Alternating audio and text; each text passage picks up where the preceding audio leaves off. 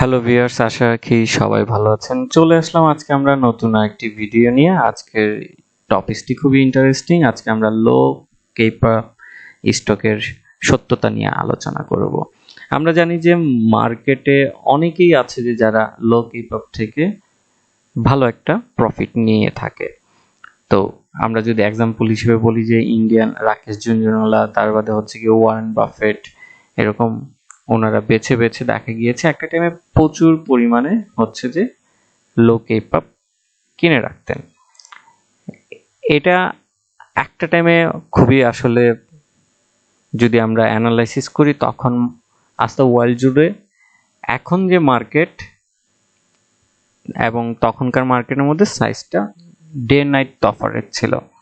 আমি যদি এক্সাম্পল হিসেবে বলি, ওয়ারেন বাফেটের আসলে একটা টাইমে যখন কোকাকোলাতে ইনভেস্টমেন্ট করে তখন কোকাকোলা কিন্তু এত বড় ছিল না, কিন্তু তিনি অবজার্ভ করতেন কোকাকোলা একটা টাইমে খুব রাইজ করবে, ভালো করবে, সেই চেষ্টাটা ছিল।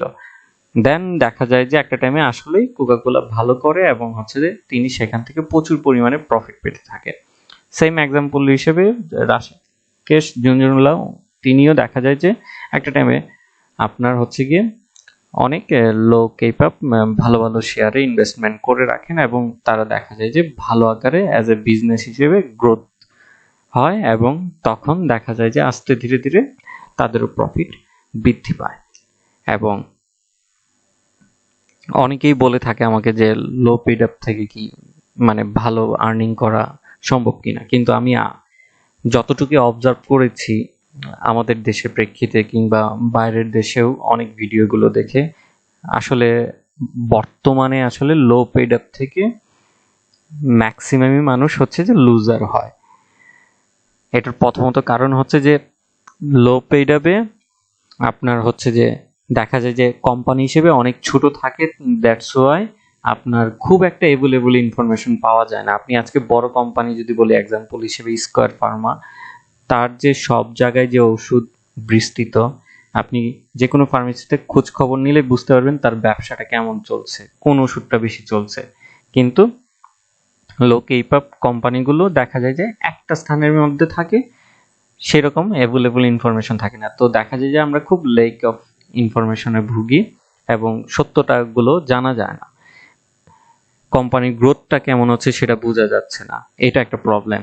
দ্বিতীয়ত প্রবলেম হচ্ছে যে অনেক সময় দেখা যায় যে অনেকে ভাবে যে লোকে প্রাপ্ত অনেক প্রাইস কম থাকে, অনেক ক্ষেত্রে খুবই চান্স থাকে অনেক বেড়ে যাওয়ার, এটা একটা আমাদের মধ্যে কাজ করে।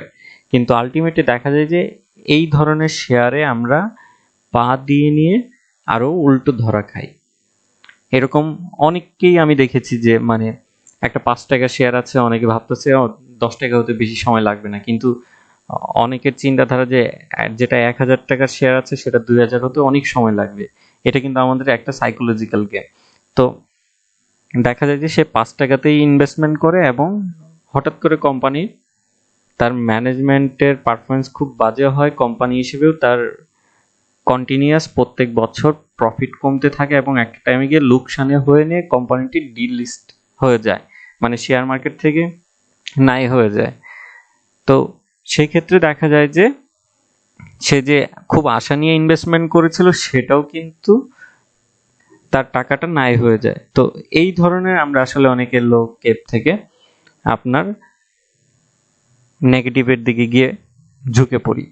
এবং পজিটিভ যেটা হচ্ছে যে বড় কোম্পানিগুলো আসলে খুব একটা সুযোগ থাকে না কন্টিনিউয়াস গ্রোথ বাড়ানোর ক্ষেত্রে, কারণ সে অলরেডি বড় কোম্পানি গ্রোথ হয়ে গিয়েছে। কিন্তু ছোট কোম্পানির যেটা হচ্ছে যে গ্রোথ করার সুযোগ থাকে, তার ব্যবসাটাকে আরো পরিধি বাড়ানোর জন্য অনেক সুযোগ থাকে।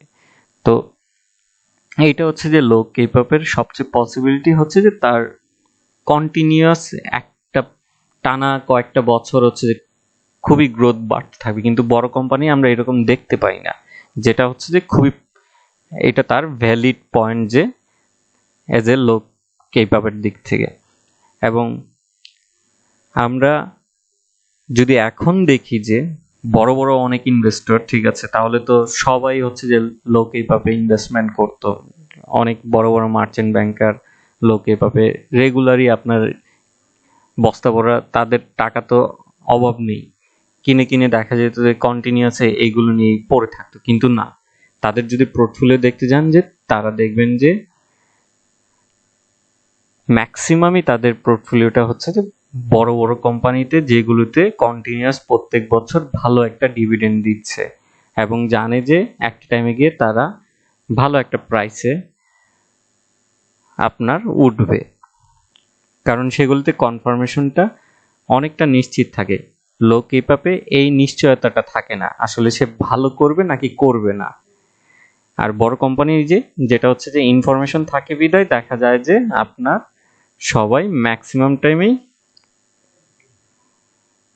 ওইখান থেকে রিটার্নটা ইনশিওরটা করতে পারে। না হলে তো দেখা যেত যে সবাই যারা যারা বড় ইনভেস্টমেন্ট করছেন তারা কন্টিনিউয়াস লো কিপ আপ কিনেই হচ্ছে যে এইখান থেকে প্রচুর টাকা ইনকাম করতে পারতো, কিন্তু এটা ঘটে না। হ্যাঁ, কিছু কিছু সময় গেম হয়, কিন্তু সেটা হচ্ছে যে খুবই সিন্ডিকেট ভাবে, একদমই যে হয় না তা না, কিন্তু হয়, কিন্তু সেটা খুব গুছানো ভাবে একটা গেম হয়। কিন্তু কন্টিনিউয়াস এরকম বড় বড় যারা ভালো ইনভেস্টর তারা দেখা যাচ্ছে যে ভালো কোম্পানিতেই ইনভেস্টমেন্টটা করে, কারণ সে জানে যে তার সেখানে নিশ্চয়তা আছে। এটাই ছিল আসল লো কেপ আপ নিয়ে হচ্ছে যে সত্যতা। আমার যদি এক্সপিরিয়েন্স বলি, আমি একটা টাইমে লো কেপ আপে ইনভেস্টমেন্ট করি, কিন্তু দেখা গিয়েছিল যে এত পেইনফুল সেখানে জার্নিটা, দ্যাটস ওয়াই প্রফিট করব কি একটা টাইমে আমি মানে বারবার চিন্তা করছিলাম যে ওই দরে গিয়ে যদি জাস্ট বের হতে পারি তাহলে আমার জন্য খুবই ভালো একটা জিনিস হবে, এবং অ্যাভারেজ করার মতনও আমার সাহস ছিল না যদি টাকাটা আবার নষ্ট হয়ে যায়। আমাকে প্রায় 2.5 বছর ওয়েট করতে হয়। এটাই ছিল যে লো কিপ আপে আমার ইনভেস্টমেন্টের প্রথমত এক্সপিরিয়েন্স খুবই বাজে। তো আমি সাজেস্ট করব যে সবাইকে যে হ্যাঁ আপনি কিনুন, কিন্তু দেখে বুঝে ভালোভাবে ইনফরমেশন নিয়ে তার বাদে কেনাটা উচিত হবে। আদারওয়াইজ লো কিপ আপে আমি খুব একটা পছন্দসই না, কারণ আমি নিজেই সেখান থেকে পেইন নিয়েছি, এবং আমাদের দেশে ম্যাক্সিমামই লো কিপ আপ দেখা যাচ্ছে জাং শেয়ারে ভরা। তারা প্রত্যেক বছর লোকসানের দিকে যাচ্ছে এবং কন্টিনিউয়াস সেটা বৃদ্ধি পাচ্ছে।